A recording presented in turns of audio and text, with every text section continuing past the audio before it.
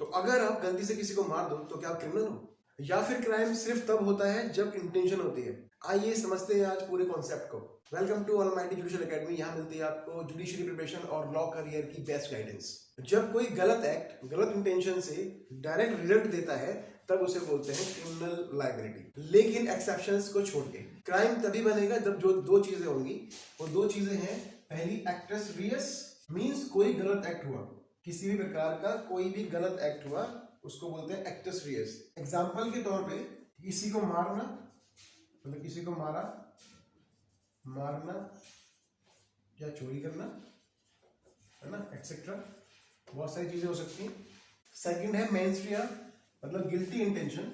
ऐसे ही एक्टस रियस भी guilty act होगा, किसी भी तरह से गलत सोच या एक्ट। एग्जाम्पल मान लो इसका कि जानबूझकर, जानते हुए धक्का देना किसी को, या किसी को मारना या चोरी करना या एक्सेट्रा एक्सेट्रा, बहुत सारी चीज इंटेंशन के साथ करना। तो actus reus guilty act, mens rea guilty intention.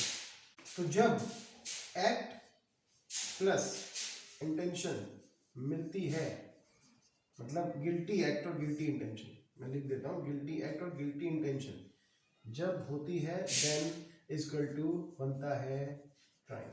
अब देखिए, सिर्फ एक्ट से क्राइम नहीं बनेगा कभी। सिर्फ एक्ट हुआ तो क्राइम नहीं बनेगा। एग्जांपल के तौर पर बताता हूँ आपको।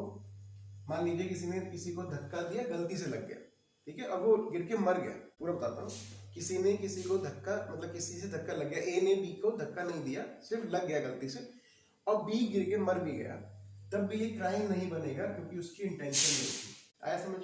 लेकिन ये प्रूफ करना पड़ता है कोर्ट में कि मेरी इंटेंशन नहीं थी, वो गलती से, वो सर्कमस्टेंशियल पूरे एविडेंस अगर जब आते हैं एक सामने कोर्ट के, तो कोर्ट भी समझता है कि ठीक है गलती नहीं थी, इंटेंशन नहीं थी। सॉरी। अब एग्जांपल के तौर पे गलती से धक्का लगा, क्राइम नहीं होगा।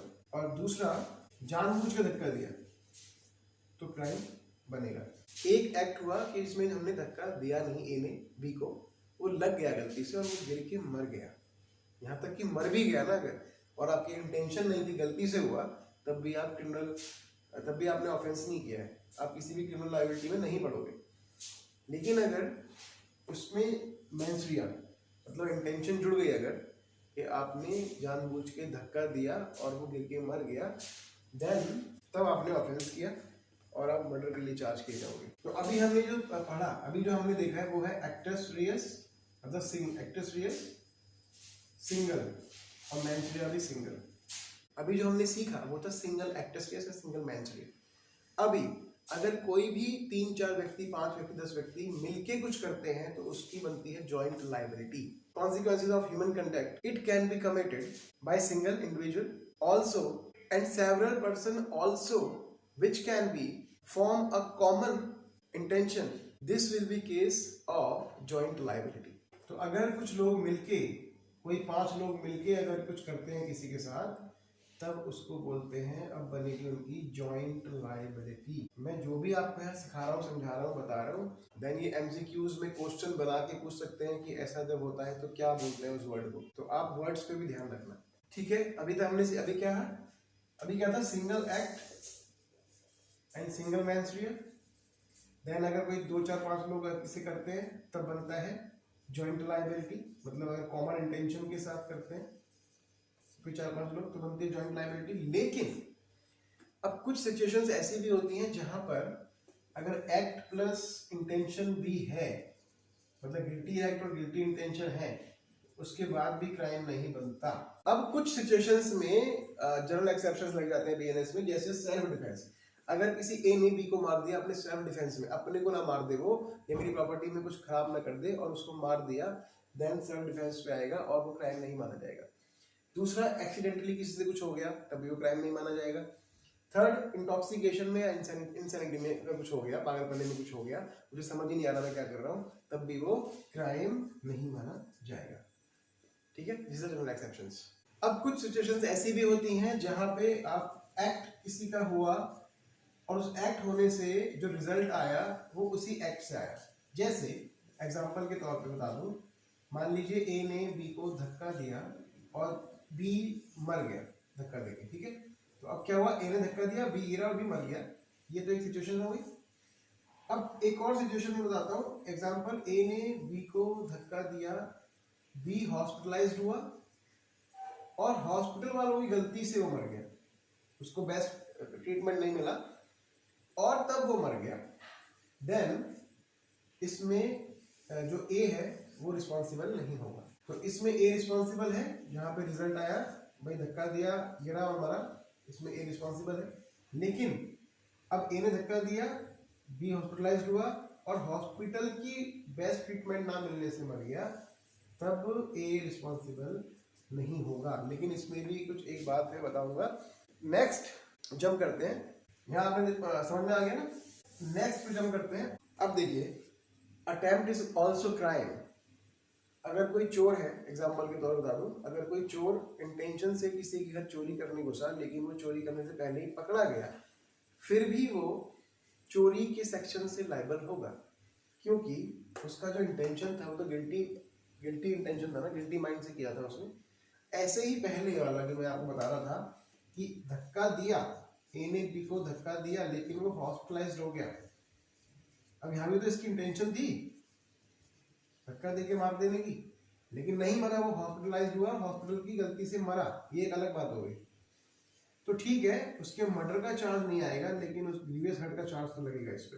अब सम सिचुएशंस में क्या होता है, स्ट्रिक्ट लायबिलिटी लगती है। स्ट्रिक्ट लायबिलिटी में क्या होता है कि आपने ना एक्ट किया इंटेंशन से, मतलब ना गिल्टी एक्ट है ना गिल्टी इंटेंशन है, उसके बाद भी आप पे चार्ज लगेगा। एग्जाम्पल के तौर पे ट्रैफिक रूल्स में आपको चालान लगेगा। हो सकता है कि आपने रेड लाइट जंप कर दी हो, आपने देखी ना हो, आपकी कोई इंटेंशन ना हो भागने की, लेकिन फिर भी अगर आपने रेड लाइट जंप कर दी तब भी आप उसका चालान होगा आपका। तब ये कोर्ट में नहीं माना जाएगा कि सर गिल्टी ना गिल्टी एक्ट किया ना गिल्टी इंटेंशन थी, वो बस गलती से हो गया। लेकिन यहाँ स्ट्रिक्ट लायबिलिटी लग जाएगी गलती से होने के बाद भी, कि आपको चालान भरना पड़ेगा, जो भी फाइन या जो भी उसकी सजा पनिशमेंट है वो आपको करनी पड़ेगी। ये अलग बात है कि आजकल लोक अदालत लग रही है तो उसमें जाके चालान आप माफ हो जाते हैं, लेकिन फिर भी एक बार तो आपको गिल्टी मान ही लिया ना, तभी तो आपको लोक अदालत जाके वो सब छुड़वाना पड़ता है। तो आप समझे ना कि क्रिमिनल लॉ कितना सिंपल है। मतलब act plus intention plus result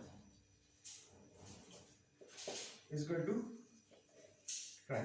इसमें जो सिचुएशन मैंने बताई है वो सब लागू होंगी, लेकिन वो सिचुएशन बाय सिचुएशन होगा। तो देखिए, मुझे लगता है कि मैंने बहुत अच्छे तरीके से आपको समझाने की कोशिश की है, लेकिन फिर भी अगर आपको ना समझ में आया तो प्लीज मुझे कमेंट करें। आपको ये वीडियो अच्छा लगा हो तो इसे लाइक करें, और तो अगर आपको लॉ जज की तरह पढ़ना है और रट्टा नहीं लगाना है तो प्लीज हमारे चैनल को सब्सक्राइब भी करें और शेयर भी करें अपने फ्रेंड्स के साथ। चलिए मैं कुछ क्वेश्चन भी आपको दे देता हूँ होमवर्क के लिए। देखिए, पहला क्वेश्चन है एक्सीडेंट इंटेंशन में डिफरेंस। एक है सेल्फ डिफेंस कब अलाउड होता है, अटेम्प्ट और कंप्लीट क्राइम में डिफरेंस।